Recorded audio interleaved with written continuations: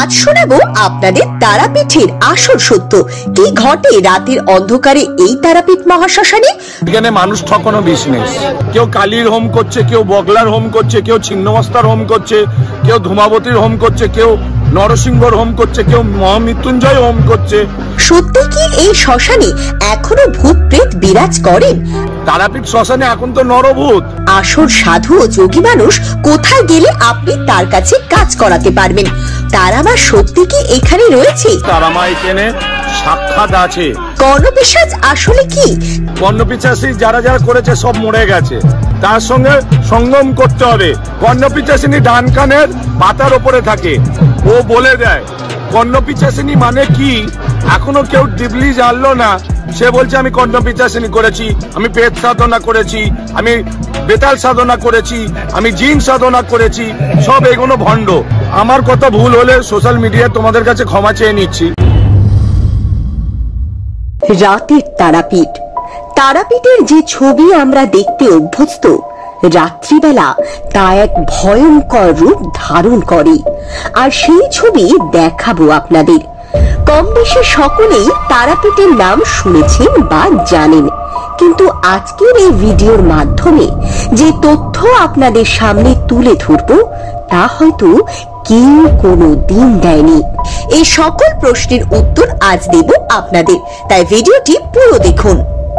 ইনি হলেন সমীরনাথ অঘরী। আজ আমাদের ভিডিওটি হতে চলেছে একটু অন্যরকম। আজ আমরা জেনে নেব তারাপীঠ মহাশ্মশানে রাতের অন্ধকারে ঘটে যাওয়া বিভিন্ন কাহিনী। মানুষ সত্যি কি এখানে এলে উপকৃত লাভ পান? সেই নিয়ে কথা বলবো আজকে। তারা মাঝে জীবন্ত অবস্থায় রয়েছে তার বহু প্রমাণ পেয়েছেন ইনি। এখানে তারামায়ের প্রত্যেকদিন লীলা হয়। তারামা এখানে জীবিত। আগেও বলেছি তোমাদের চ্যানেলে, এখানে তারামা চলাফেরা করে, তারামা এখানে সাক্ষাৎ আছে। এখানে নাকি তারামায়ের জয় জয়কার করলে পাপ মুক্ত হয়। শুনুন। তারামায়ের মহিমা এখানে অসংখ্য বেশি। তারামায়ের নাম যেমনি কলিকালে রামের নামে জয় জয়কার করলে পাপ মুক্ত হয়, তারার নামেও নাম জয় জয়কার করলে পাপ মুক্ত, দুঃখ মুক্ত, দরিদ্র মুক্ত হয়। বশীকরণ সত্যি কি এখনো সম্ভব? এই নিয়ে কি বললেন দেখুন।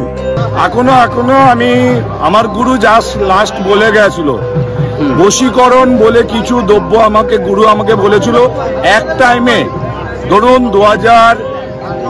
2099 এর গল্প বলছি, তখন বশীকরণের পুরনো সাধু যারা 100-150 বছরের সাধু, যারা 90 বছরের সাধু, যারা তারা বশীকরণ বলে কিছু দ্রব্য ছিল তাদের কাছে।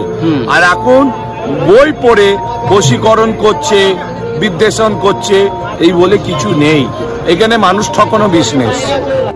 প্রকৃত সাধু কখনোই সামনে আসেন না, তাদেরকে খুঁজে নিতে হয়। যে মানুষ বিভিন্ন সমস্যায় সমাধান পেতে এখানে তারাপীঠে অনেকে আসে। আসল সাধু বা যেখানে গেলে কিন্তু মানুষ একদম লাভ পাবে, সেটা কিভাবে জানবে মানুষ? এইখানে 100-র মধ্যে এখন দেখছেন 100-র মধ্যে 99 সাধু আছে। যারা প্রকৃতি সাধু আছে তারা গুপ্ত হয়ে থাকে, তারা লুকিয়ে থাকে, তারা সোশ্যাল মিডিয়ায়। ও আজকে আপনি আমাকে ডেকে আনলেন বলে আমি বলতে বাধ্য হলাম, নইলে আমরা সোশ্যাল মিডিয়ায় জনসভায় আমরা আসবো না। কেন? আমরা সাধন ভজন নিয়ে ব্যস্ত হয়ে থাকবো। আজকে সবাই হোমযজ্ঞ করছে, আমি বসে আপনার সঙ্গে বাইট করছি। কেন? আমার পয়সার খিদে চাহিদা নেই। আমার কর্মে, আমার ভাগ্যে যেটা থাকবে, 1 টাকা জুটবে তো 1 টাকাই আমি নিয়ে ভোগ করব। আমি 10 টাকার ভোগ করার আশা করব না।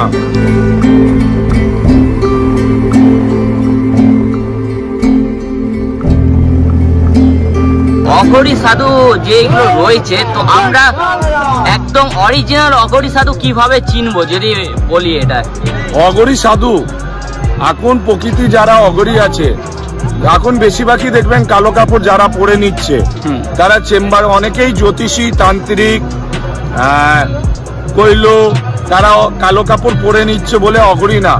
অঘরী সাধুর কোনো চাহিদা থাকবে না। অঘরী একটা বস্ত্রেই, শীত হোক বস্ত্র হোক, একই বস্ত্রে ঘুরবে, খালি পায়ে ঘুরবে, ওনার শখ বলে কিছু থাকবে না। 10-এর সেবা করতে ব্যস্ত হয়ে থাকবে। তবে সে নিজে জীবের সেবা করেই সে অন্তর পাবে।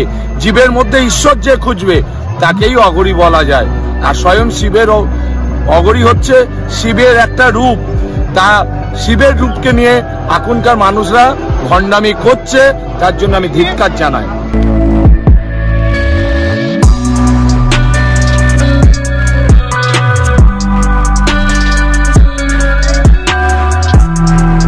এবার বলে রাখি, সর্বশেষ আমাদের যে কোশ্চেন গুলো থাকে অনেকের মধ্যে, এই তারাপীঠ মহাশ্মশানকে ঘিরে নাকি ভূত প্রেতের বসস্থান বা বাসস্থান, ওটা কি কখনো অনুভব করেছেন? একটু যদি বলেন আমাদেরকে। তারাপীঠ এখন তো এই নরভূত তো বেশি। তারাপীঠ শ্মশানে এখন তো নরভূত। মানুষের থেকে বড় ভূত কেউ আছে? মানুষ তো একটা বড় ভূত। ভূত এখন কোথায় আছে? ভূতের জায়গায় ভূত নেই এখন। আর এক টাইমে বললাম কি 84, 85, 87, 99 সালে ভূতের বাস ছিল। তখন গা ছমছম করতো, বাঘ থাকতো, শিয়াল থাকতো, হনুমান থাকতো, সাপ থাকতো। এখন শ্মশানে ভূতও আছে, ভূত দেখা যাবে না। কেন? লোকচর বাড়লে ভূত কোনোদিন দেখা যায় না। যেখানে লোকচর থাকবে, মানুষ থাকবে, সেখানে ওরাও লুকিয়ে থাকবে। এই যে ভূত প্রেতের আত্মার বা সুসাইডের কেস ক্ষেত্রে অনেক ক্ষেত্রে নাকি বলে যে আত্মা ধারণ করে, সেটা যদি একটু সংক্ষেপে বলেন কিভাবে সেটা। আমি একটা কথা বলবো। বলুন। আজকে তারাপীঠ শ্মশানে আমার কথা ভুল হলে সোশ্যাল মিডিয়ায় তোমাদের কাছে ক্ষমা চেয়ে নিচ্ছি। জানি না ভুল বলবো না ঠিক।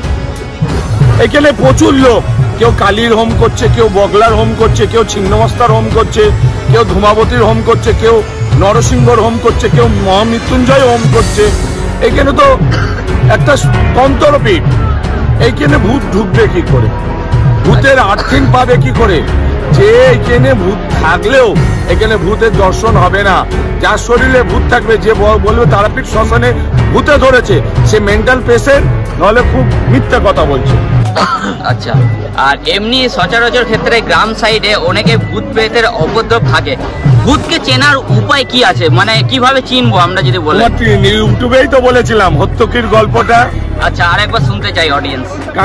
কাঁচের গ্লাসে একটা হত্যকি, নলে আপনি কারোর নামে বা বাড়িতে হিং থাকে, হিং, অল্প হিং আর 3টে লবঙ্গ নিয়ে যেই জায়গায় ভূত আছে সেই জায়গাতে গেলে গা ভারী হবে, গা ছমছম করবে, আর গা অনুভূতি করা যাবে হিং আর লবঙ্গ দিয়ে। তাহলে মনে করবেন সেখানে অপদেবতা আছে। অপদেবতা কোনোদিন মাটিতে পা ঠেকায় না। অপদেবতা মাটির এক বিদ্যার থেকে ওপরে থাকে সব সময়। অপদেবতা হচ্ছে একটা শূন্য হাওয়া, কোনো ওর আকার নেই। আচ্ছা, আর একটা লাস্ট কোশ্চেন, এরপর আমরা আমাদের এই ইন্টারভিউ শেষ করব। কর্ণ পিশাচ এখন প্রচুর ভাইরাল ট্রেন্ডিং টপিক। এই কর্ণ পিশাচ একদম সংক্ষেপে বলুন, জিনিসটা কি? কর্ণপিশাচি যারা করেছে সব মরে গেছে। আর ঘরে বসে কর্ণপিশাচিনী করছে, বলছে টিভিতে বলছে কর্ণপিশাচিনী।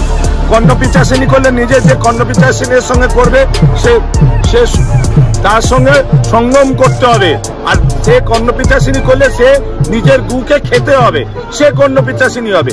আর সে এক ঘর হবে, সে কর্ণপিশাচিনী। এখন যে আসছে সে কর্ণপিশাচিনী, আমি এটা বুঝলাম না তো। তাহলে ভণ্ডামির শেষ নেই একদম। তাহলে মানুষ কিন্তু এখন অরিজিনালি কর্ণ পিশাচিনীকে দেখতেই পায় না বলা যেতে পারে, বা চিনতে পারবে না সহজে, তাই তো? কর্ণপিশাচিনী ডান কানের পাতার উপরে থাকে, ও বলে দেয়। কর্ণপিশাচিনী মানে কি এখনো কেউ ডিপলি জানলো না। সে বলছে আমি কর্ণপিশাচিনী করেছি, আমি পেট সাধনা করেছি, আমি বেতাল সাধনা করেছি, আমি জিন সাধনা করেছি। সব এগুলো ভণ্ড, মিথ্যে কথা। আজকে আমাদের ভিডিওর মাধ্যমে দেখতে পেলেন এক বিরল চিত্র তারাপীঠ মহাশ্মশানকে ঘিরে। ভিডিওটি কেমন লাগলো অবশ্যই জানাবেন কমেন্টে, এবং ভালো লাগলে প্রচুর শেয়ার করবেন। আর এইরকম ধরনের মায়ের লীলা ও কাহিনী জানার জন্য অবশ্যই আমাদের চ্যানেলটিকে সাবস্ক্রাইব করুন ও পেজটিকে ফলো করুন। দেখা হবে নতুন ভিডিওতে। ভালো থাকবেন।